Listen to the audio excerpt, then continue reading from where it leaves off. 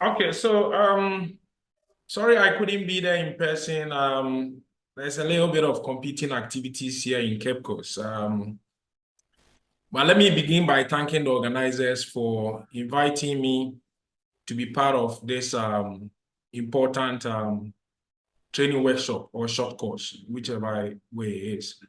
And I have been asked to speak about a project. So there's this project that we have in Accra, which is called Breathe Accra, and is generously funded by the Clean Air Fund. And this project seeks to bridge the air pollution data gaps in Accra, as well as help us to undertake some epidemiological studies in the country to bridge the huge epidemiological gap in Ghana and other places in Africa. I'm an associate professor of environmental and nutritional epidemiology at the University of Cape Coast here, and also lead the Breathe Accra project. So this lecture, if that is how we want to call it, will cover the following briefly. So what is the extent of air pollution problem globally? What are the sources of air pollution in cities of Accra, in cities of Ghana, sorry?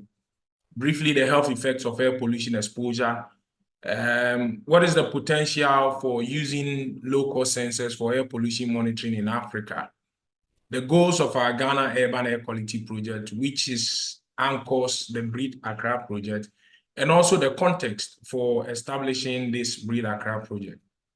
I'll just identify briefly one or two epidemiological studies that I have been involved in that we have leveraged low-cost sensor data. And then also some research studies that are ongoing or we are about to embark upon that is leveraging data from our Breathe Accra project. So somewhere in 2017, I and my colleague Ajay Mensah, who is based at the geography department, we were traveling from a meeting in WHO on air pollution. And at that meeting, we felt sorry for ourselves because they kept on emphasizing the fact that Africa is bereft of air pollution data and something has to be done about it. So in the plane, we decided, listen, let's try and identify what the air pollution problem is, and then some of the measures that can be taken to address the air pollution problem in the face of the limited monitoring capacity on the continent, but not also necessarily doing that, but also how some of the steps that can be taken to address the air pollution problem can also lead to addressing the sustainable development goals. So this is a fine piece that we put together and we managed to convince Environmental Pollution to publish it. But this is the burden of the problem, the air pollution problem globally. This is from WHO and it needs to be updated though. But what you see here is that you see in Sub-Saharan Africa and South Asia, what you are seeing here is that you are seeing PM 2.5 levels in excess of 35 microgram per meter cube. And this is way, way above WHO target. The current WHO target is being reduced to, is it 10 or 15 or whatever it is? So it's way, way above. But what is interesting to note here is that this data that I'm projecting here derives from satellite estimates. And there are many in the room that knows the limitations of these satellite derived PM 2.5 data. And that is the more reason why we need more ground measurement to more or less validate these satellite measurements. My colleague, Reginald Kwanzaa, just talked about how it focuses his lecture on household air pollution. And indeed, this chart also comes from WHO. And here he tried to elucidate the household air pollution problem globally. And again, we are the culprit. Sub-Saharan Africa, South Asia, we are the culprit because I'm sure, as Reginald said, about 75 to 80% of the population are still using dirty fuels to cook. The reasons he has enumerated them, so I don't really want to go into that. But then, what are the major sources of air pollution? I mean, the dynamics of air pollution might seem the same in every country, but there are some differences depending on the context. So in Accra, these are major sources of air pollution that we have put together. So the boom of tricycles, I mean, these tricycles are two-stroke engines and they are very polluting. But I must emphasize that these tricycles are also help to address waste management challenges in our cities. So, and as much as they are polluting fleet, they are also helping to address waste management challenges. If you look in the Accra landscape, and whilst you are in Accra, I'll urge you to keep an eye. You see, these are the vehicles, the trotro vehicles that you see, very old, rickety. The question that I keep on asking myself, how do these vehicles continue to get roadworthy to be on the street? When we are driving, I mean, at least you will see some kind of very nice vehicles, but we are struggling every day to get roadworthy. Your guess is as good as mine. The growing Okada problem in West Africa. And the context is simple. There are no jobs for the youth. So this is what is survival for the fittest. And this is also polluting the urban landscape. You have e-waste recycling. Nigeria, I think Lagos and Accra, Agbogloshi, until they were relocated, were one of the biggest dump sites for e-waste, electronic waste in the whole world. And again, the context here is that there are no jobs. These youth are trying to use rudimentary methods to recycle their precious minerals. And in an effort, in a way of doing that, they are polluting the environment. Most of our neighborhoods are unpaved. Several neighborhoods are unpaved. Yes, these are big particles, but of course, they also pollute the environment. Street cooking. We like our tilapia, we like our kebabs, we like everything to be grilled. And we are doing this in the urban landscape using biomass fuel, and that is also polluting. Overflowing scapes. Waste are not being picked on time, and then they sit there and then they start to decompose. And that also pollutes the environment from the hydrogen sulfide. Open burning of wastes, because if you don't have vehicles picking your waste, then households and compounds don't have any solution but to bring their waste into the immediate compound and burn them as well.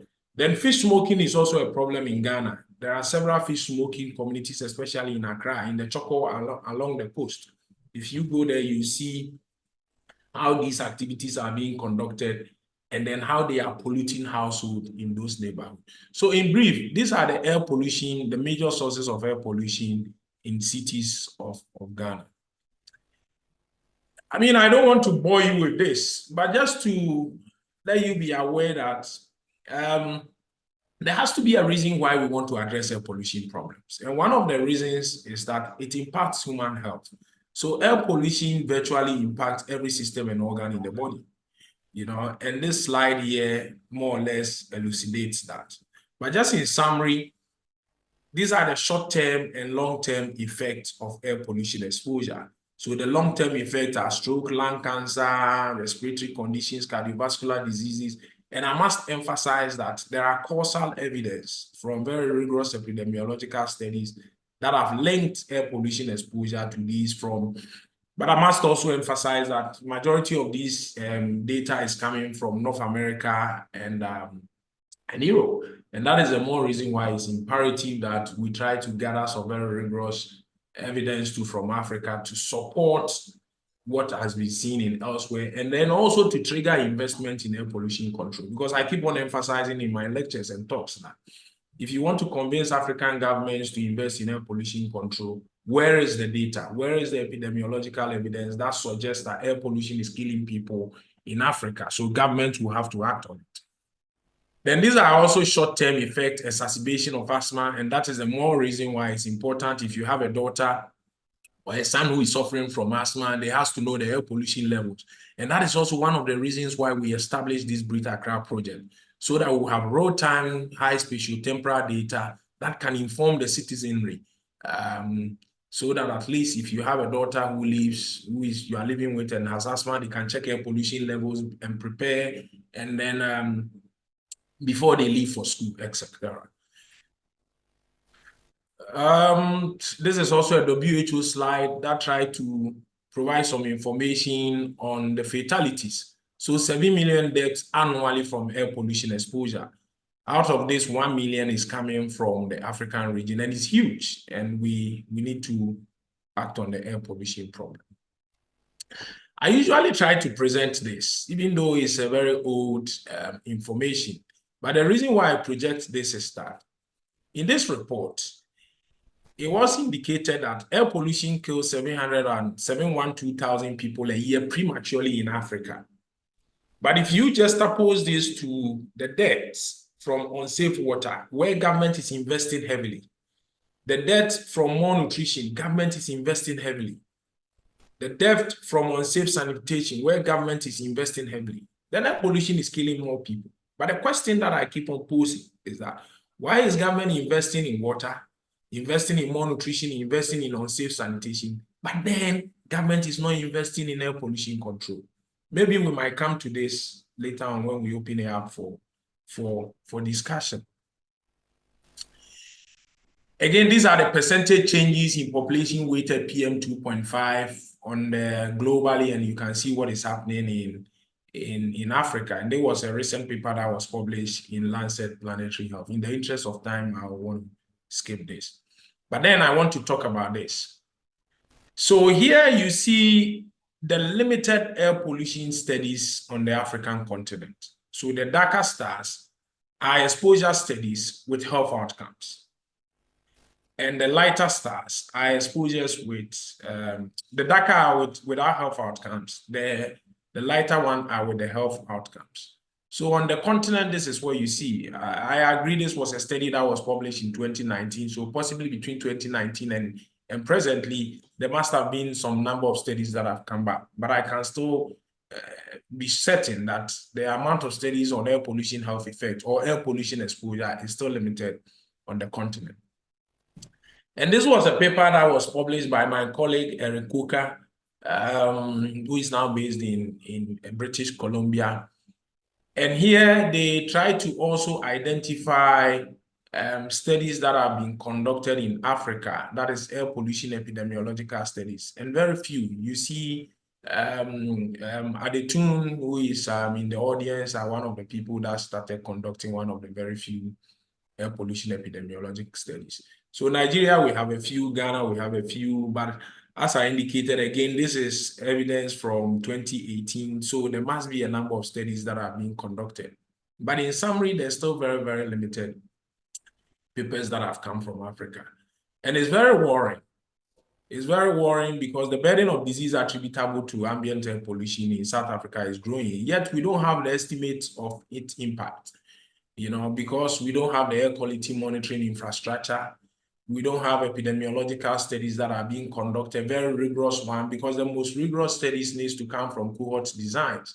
And most of these studies that you see are cross-sectional studies. And because we don't have the funding to do very rigorous and robust studies here. And also it's important that we do studies in Africa because of the population vulnerabilities. And even now in Europe and North America, we have found that low levels of air pollution is still very hazardous. It's creating havoc for human health. So even there where levels are very low, there's still impact for human health.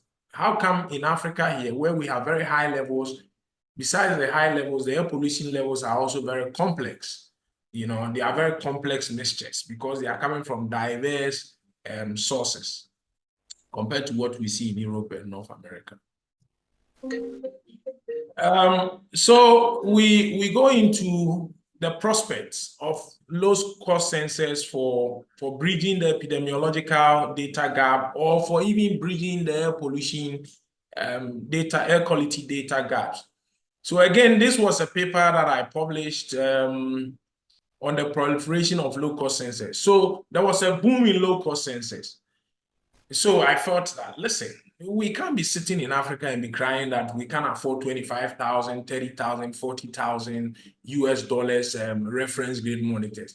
Why don't we leverage these low-cost sensors to bridge the air pollution data gap and also see how we can use this data for epidemiologic research? I know there are validity issues with these low-cost sensors. But of course, now there are studies coming up that are developing calibration models, including some that was led by Dan and his colleagues in Accra, which I was involved. So we can continue to leverage these to bridge the data gap. And this is what this paper seeks to posit. Again, I would like to rush through, but quickly, why should we be leveraging low-cost sensor data in sub-Saharan Africa? I mean, there is something we call exposure integrated exposure response function.